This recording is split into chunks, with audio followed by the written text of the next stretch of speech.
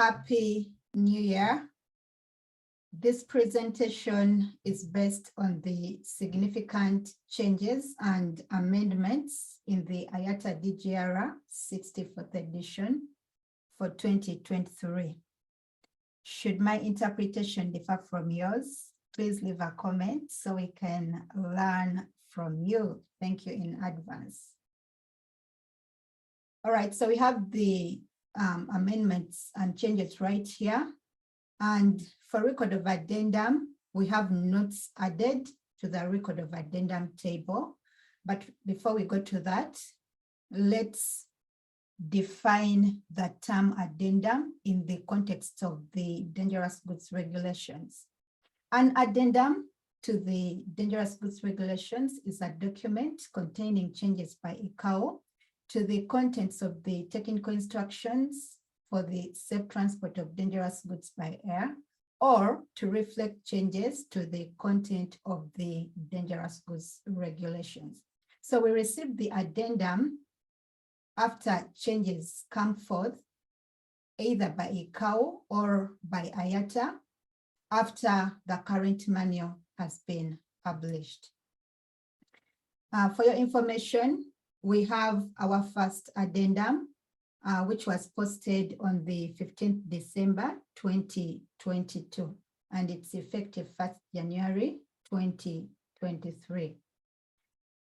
A reference to the current manual is incomplete until you make reference to the addendum, or if we get more, then you have to make reference to all the addenda. So let's now see how we are supposed to catch up with the changes. When it comes to the date entered in the table should be the date that the addendum changes were included into the Dangerous Goods Regulations. So if I received my copy a couple of weeks back in December, and then I didn't get enough time to record them in the addendum table until today, so that date I'm going to include is the date of today, not the date when I received the addendum and not the date when the addendum was posted. And under the name, it's the name entered for the person who included those changes. It's Nambia Olivia adding this addendum, so I'm going to put my name right there. As you can see, we have the first column for addendum number right there. I'll put addendum 1 because it's the first addendum to the 64th edition. So I'll give you an example of an addendum published in year 2021 to the 62nd edition, only to show you how the numbering of the addenda is done. Right there, you'll see addendum 2. When they publish another one, a third addendum, then it's going to be addendum 3. So that's the addendum number that you have to keep including in the first column. That takes us to section 2, limitations. Some of these changes and amendments are self-explanatory, so I'll just read, and to others, I'm going to give a detailed explanation. So when it comes to limitations, we have revisions in references 2.3, 2.6, and 2.8.1.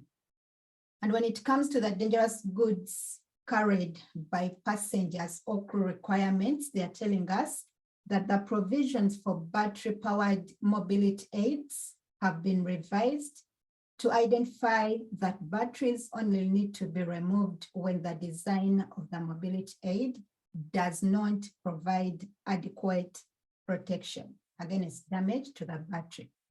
They're also reminding us that we had a note in the previous regulations which still stands, and it says the requirements for mobility aids with spillable batteries to be handled, loaded, and stored upright at all times, or the battery must be removed.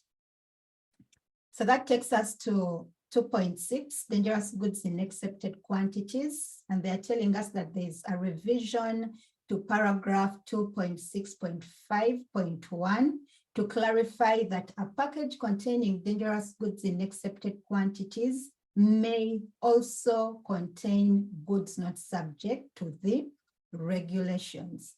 So if you're shipping dangerous goods under the provisions of accepted quantities, you're permitted to add non-dangerous goods. 2.8.1, state variations. They're telling us that there has been revision to the list of state variations.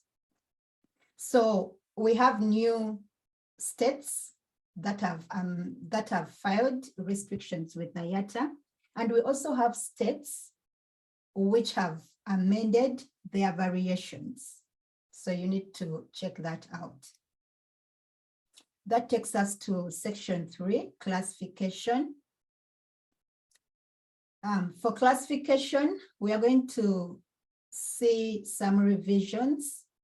The classification provisions for self-reactive substances and organic peroxides, respectively, have been revised to fully align to the wording in the UN model regulations. The UN model regulations means the United Nations recommendations on the transport of dangerous goods. If you don't know, these regulations are upon which all other dangerous goods regulations for the different modes of transport are based. For example, the IMDG code and the ADR. So I would say this is the grandfather of all the dangerous goods regulations, if we are to consider a family tree. All right, so let's look at the second revision. The paragraph 3.8.3.2.3 has been revised to clarify that substances or mixtures classified as corrosive must be assigned to packing group 1 if the test results do not indicate a different packing group. We also have the last revision to paragraph 3.9.2.6.1. The requirements of the lithium battery test summary have been revised to remove the need for the test summary for button cells installed in equipment. Remember, this revision is not for standalone button cells. It is for button cells installed in equipment. Let's see the difference. Now, as you can see, we have cells right here. These are cells. And then we also have a scenario whereby the cells are powering a watch. So now what the changes or the revision is applicable to is when you're going to ship equipment which are installed, which are powered by battery cells. Okay, hope that is clear. And we are talking about lithium battery cells. Okay, so let's go to section 4, identification. I'm going to have quite a number of illustrations for you here. We have amendments made to the list of dangerous goods.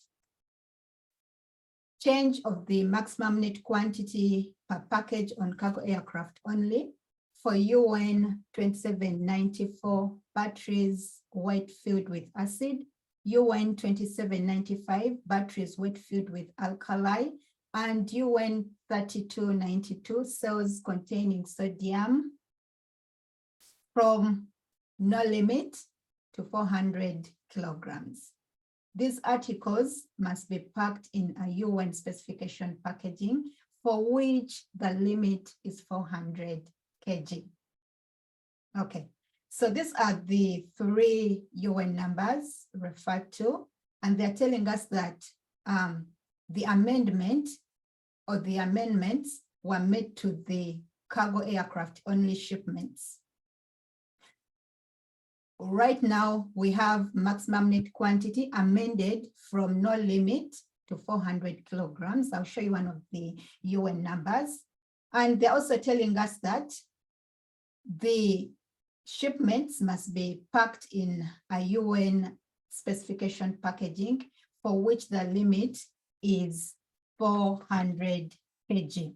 Now, 400 kg is the net mass a packaging must not exceed.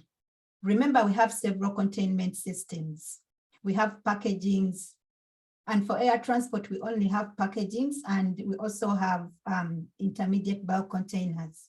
So packagings include drums, jerry cans, boxes, bags, film. And when it comes to intermediate bulk containers, we are only permitted to pack environmentally hazardous substances, only 2 UN numbers. All right, so shall look at UN 2794. In the IATA DGR 63rd edition, the one for year 2022, we have information displayed as you're seeing the extract. This extract is from the electronic copy of the IATA DGR 63rd edition. And then we also have an extract from the IATA DGR, the 64th edition. So let's make comparison here and see where the amendments were made. So they're talking about cargo aircraft only. So we identify cargo aircraft only on both extracts. And then we see where the difference is. There we have no limit for maximum net quantity per package. And right here in the 64th edition, we have a maximum net quantity per package of 400 kilograms. All right, so remember the interpretation or the meaning of symbols.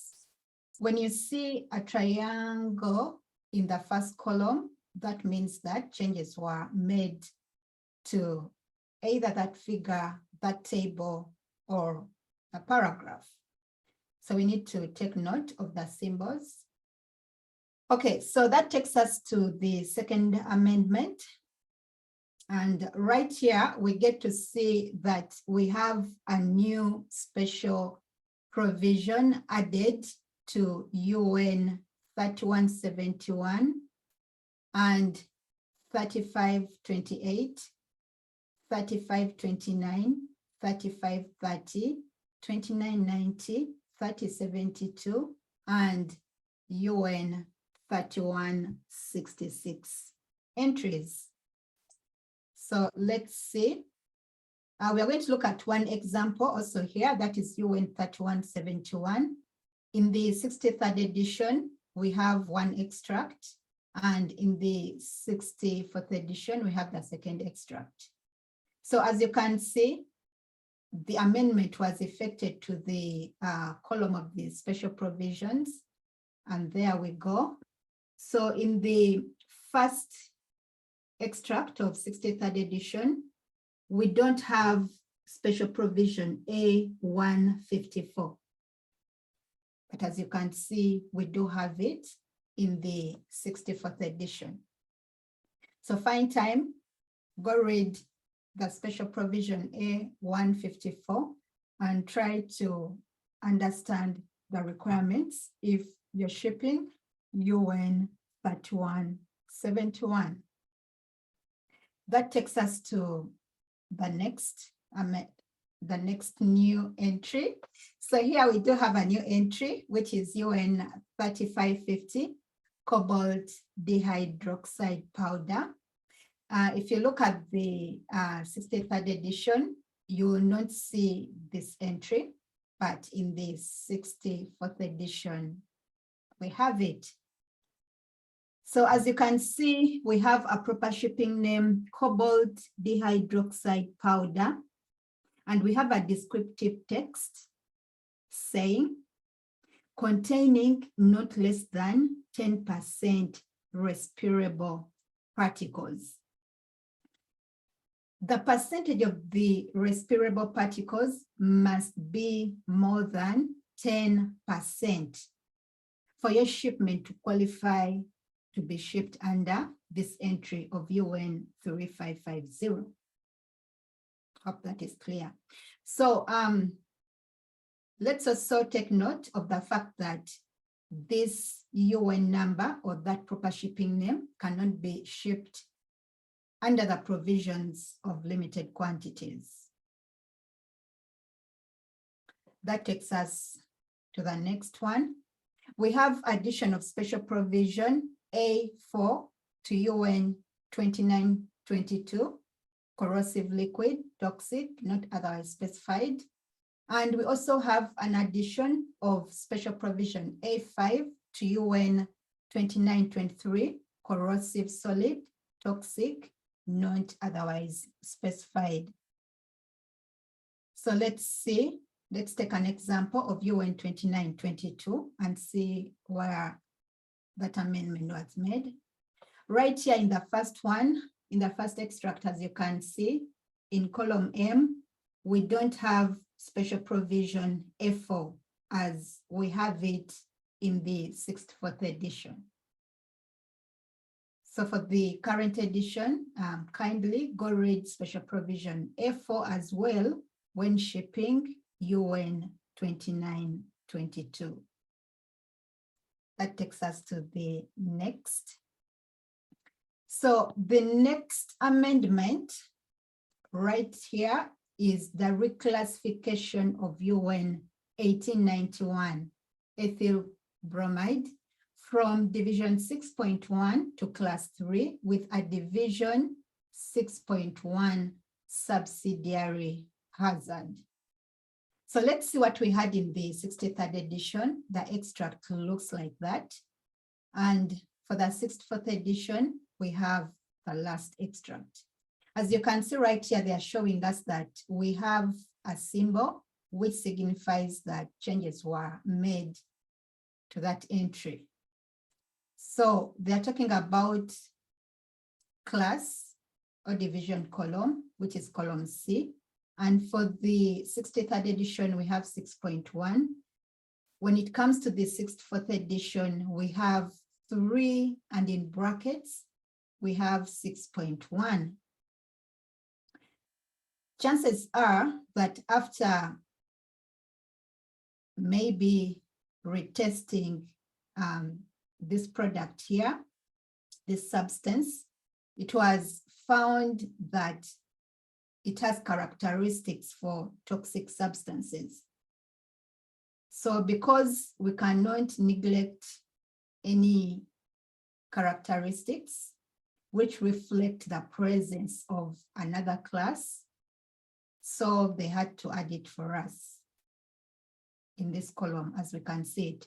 Now, just in case you're used to shipping UN 1891 and you know it's only one hazard label on that shipment on the outside of the package, I want to remind you that you have to include a subsidiary hazard label for division 6.1.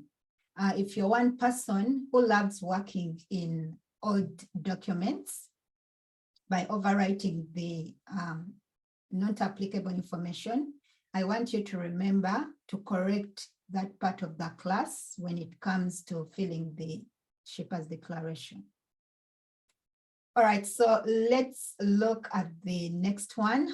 They're telling us that we have an entry which is deleted, and that is UN 1169 extracts aromatic liquid. Does it mean that it's not a DG again or anymore? No, it doesn't mean that.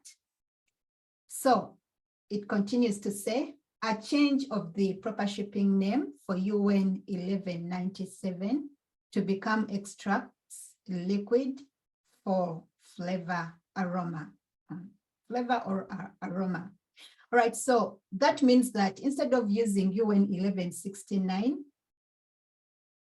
for extract aromatic liquid, we are going to use UN 1197. Let's see how this information was displayed in the 63rd edition. As you can see the extract here, and vis-a-vis what the extract from the 64th edition shows. So right there we have extracts, aromatic liquid. And in the 64th edition, we have extracts, liquid for flavor or aroma. I hope when looking at these two proper shipping names, you can easily see how the first proper shipping name is taken care of in the proper shipping name for UN 1197. So you're not missing out on anything. So instead of using UN 1169 for extracts, aromatic liquid, please use UN 1197, where the proper shipping name is extracts, liquid, full stop. This means UN 1169 is deleted and it's not applicable anymore. So for you who prepared your shipment of UN 1169 on the 31st December 2022, and you happened not to ship it yesterday, can you kindly redeclare the shipment to the current UN number, which is UN 1197, to which the proper shipping name is extracts, liquid? Thank you. So that takes us to the next amendment, which was addition of packing groups where applicable to entries shown as forbidden, with a UN number and proper shipping name. The packing group, when assigned, forms part of the classification information. Let's try to understand this. If you're looking at the Dangerous Goods Regulations, the hard copy, this is how the information for this entry is displayed. You have UN 1092, acrylane stabilized, and then in light type, you have acrylane unstabilized. As you can see, throughout these two rows, you have forbidden, forbidden, forbidden. And then you also have forbidden, forbidden, forbidden. Now, when they introduce these two terms, the way they have done right here, forbidden, forbidden, they mean forbidden on a passenger aircraft and also forbidden on cargo aircraft only. And specifically for entries with UN number and proper shipping name. So these are two, you can see we have two rows. We have one with UN 1092, and then we have one without a UN number. And we all know what a proper shipping name is. It is that name written in bold. So this one is written in light type, and then this one is written in bold. So which means that the amendment we are talking about is effected to the first entry, the first part. So let me just show you how this information looks like in the electronic copy. So when it comes to the electronic copy, the information is going to be displayed the way you're seeing it right here on the screen. So we have UN 1092. This is the 64th edition. We have UN 1092, a row for it, plus the other related information. And then we also have a row for the unstabilized acrylane. So you need to be careful when it comes to the display of the information, especially if you're using the hard copies. Sometimes we have a difference in the display of the information, and you need to take note of that. Okay, so let's see how it looks like with an extract from the electronic copy. We have UN 1092 right there, and they're telling us that that change was made to those entries of forbidden on a passenger aircraft and forbidden on a cargo aircraft with a UN number in the column for parking group. So this one was for the 6th third edition, and as you can see, we don't have a parking group in column echo. Let's see what has changed in the 6th fourth edition. Right here, we do have the entry as it was, but instead we have parking group 1 added in column echo. So that was the amendment. So let's look at the new special provisions. Take time off and read the new special provisions so that you understand them very well. I'll just mention them. We have special provision A 221. We also have special provision A 223. Please go and read the special provisions. For special provision A 223, before you start celebrating shipping life-saving appliances as not restricted, you need to ensure that your shipment fits into the described requirements in special provision A 223. That takes us to section 5, parking instructions. When it comes to parking instructions, they're telling us that they've amended table 5.0 Bravo, whereby they have deleted reference to metal and plastic aerosols. So in that table, we had IP7, IP7 Alpha, IP7 Bravo, and IP7 Charlie. And they are telling us that if you check the 64th edition, those codes will be wiped out. So we expect to see space. A cancellation, we expect to see a cancellation symbol in the margin of that table. And where this information was, it's going to be left blank. Okay, so they're also notifying us that we have revised parking instructions. Kindly find time and read these the parking instructions in depth. So let me put my attention to the new parking instructions. So parking instruction 222 and parking instruction 975 have been added to address the parking provisions for UN 3538, articles containing non-flammable, non-toxic gas, not otherwise specified, and UN 3548, articles containing miscellaneous dangerous goods, not otherwise specified, respectively, provided that the articles meet the conditions specified in special provision A224 or A225, okay? Yes, that takes us to section 6, packaging specifications and performance tests. We don't have much to do here. So they're telling us that paragraph 6.1.7 to 6.1.9, the requirements for aerosols have been deleted.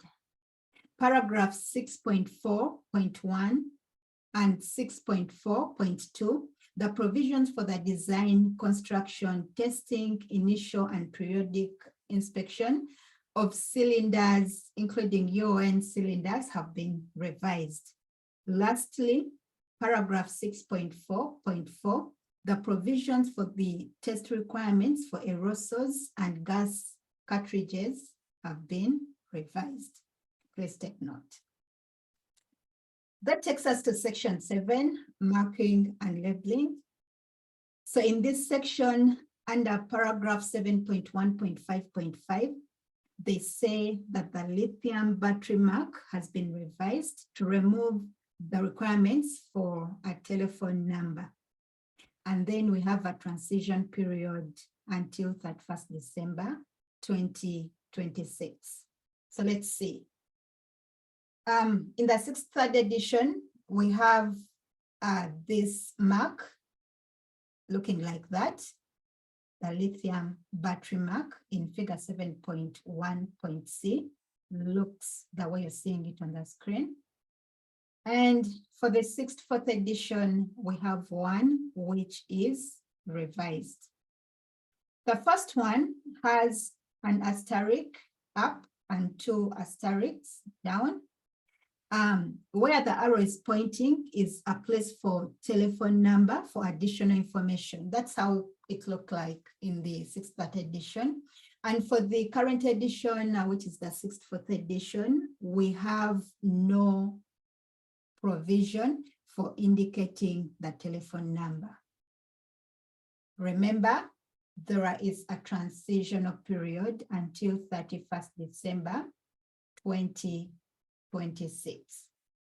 The new label will be mandatory on the 1st January 2027. Until then, you can use either of the figures, either the one of the 6th third edition with the telephone number, or the one of the 6th fourth edition with no telephone number. Let's go to section 8, documentation. So in documentation, we have paragraph 8.2.1 revised, and the transitional period for the dangerous goods statement on the airway bill has been extended by a further 2 years until 31st December 2024. So remember, we had a change in effect.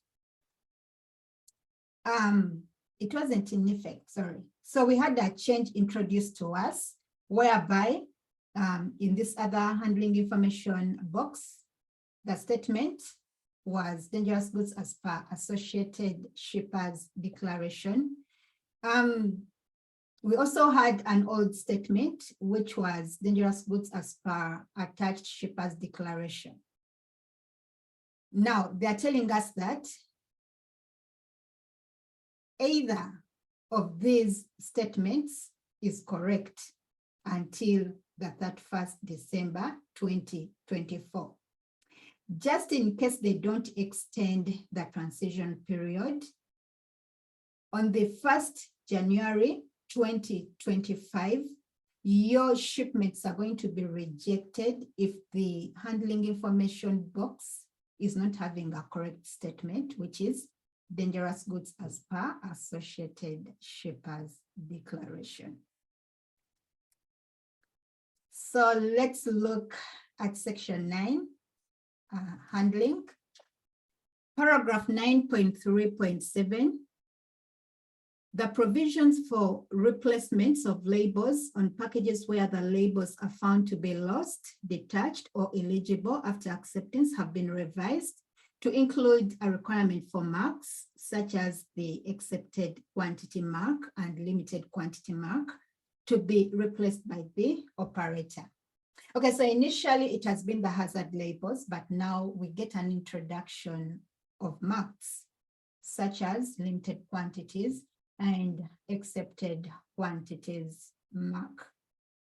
Remember that some of these marks need to be filled, and when you're replacing them, take time to know the correct information to write. Don't put them blank. I don't think anyone trained could do that. So this reminds us that the person who is not trained in dangerous goods should not replace these marks, because if it comes to replacing the marks which require to be having a text inscribed in them or a number, then that means that you're going to go wrong, which could compromise safety in the process of shipping dangerous goods you're handling. Okay, so that is it for handling, and that takes us to the last section, which is section 10, radioactive material. Let's see. Paragraph 10.8.9.3.9.2 and paragraph 10.8.3.9.4, step 6 and 13 respectively have been revised. So step 6 and step 13 are steps under detailed instructions for completing the dangerous goods form. So you know where the steps are coming from. And step 6, it says the wording of step 6 has been revised to include reference to mixtures of radionuclides for which relevant data are not available and where the shipper has determined the A1 or A2 value using table 10.3. Bravo. Now, radioactive material is shipped in two forms: special form, which is A1, and other form, which is A2. So to that effect, a statement must be added to the shipper's declaration. Step 13 has been revised to include reference to mixtures of radionuclides for which relevant data are not available and where the shipper has used table 10.3.b to determine the appropriate A1 or A2 value.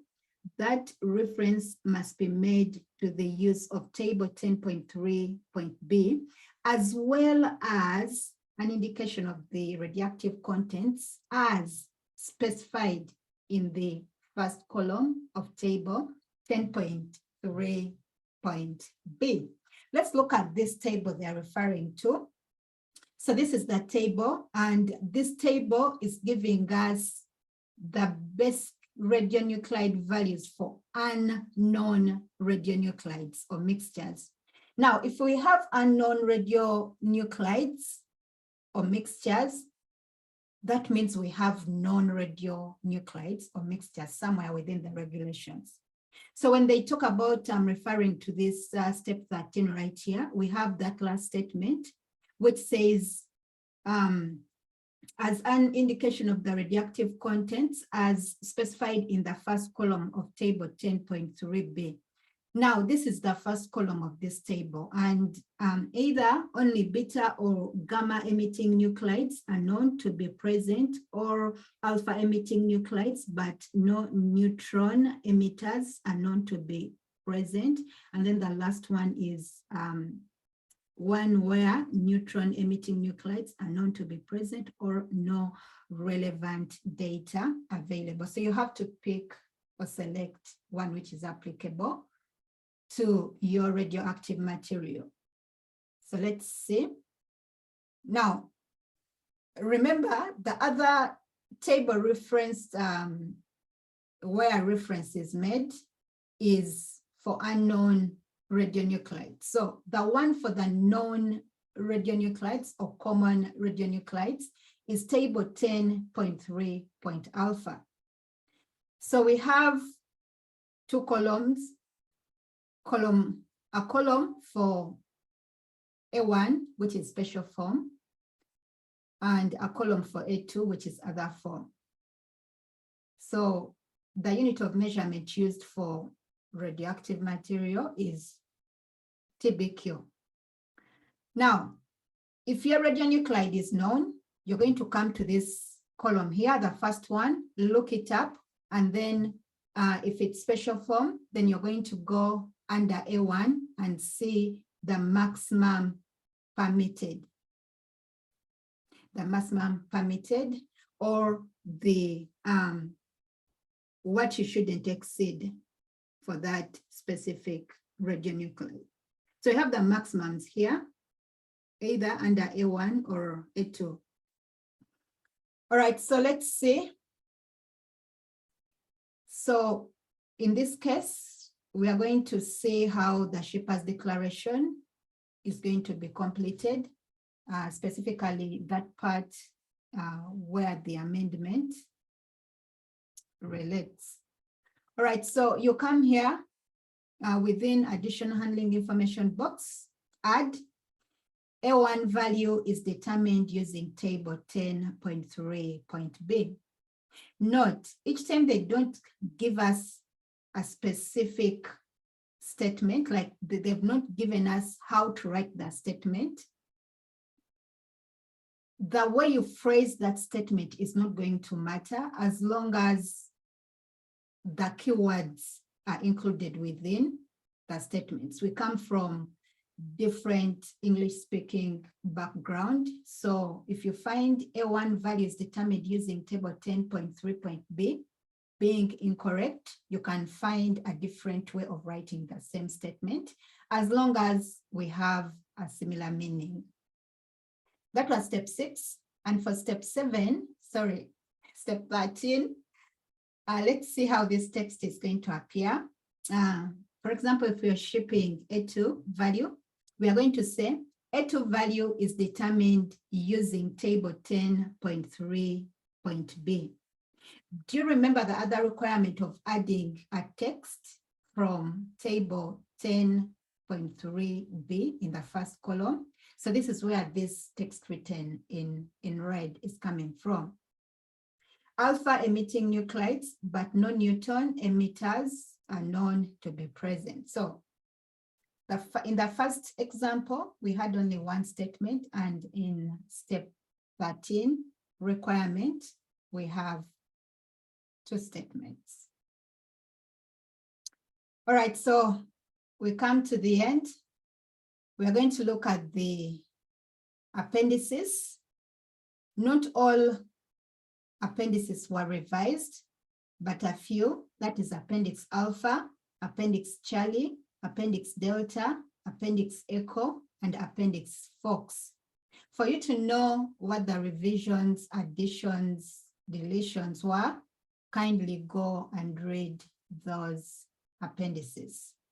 For Appendix Hotel, which is Appendix H, the guidance material on development and implementation of competence-based training for dangerous goods has been removed from the DGR and is now posted on the IATA website as a standalone document. So they're giving us the website where you're supposed to go and find Appendix H if you need to relate to the information given to us in the about competence-based training.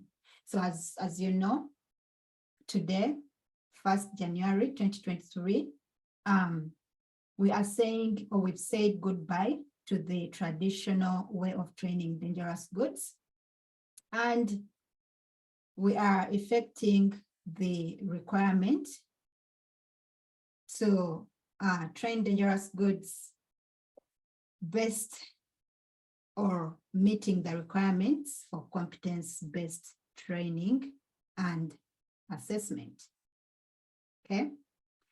Yeah, so Appendix H looked like this in the 63rd edition. And if you go to the 64th edition, you're not going to find Appendix H.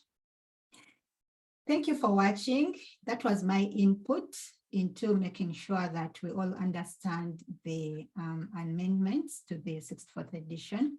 If you want to get in touch with me, maybe you don't want to comment about where I went wrong, kindly send me an email to olivianambi77@gmail.com. If you want me to give you more clarification, still send me an email. Or if you want to do business with me, you can still write an email. Thank you so much for watching, and that marks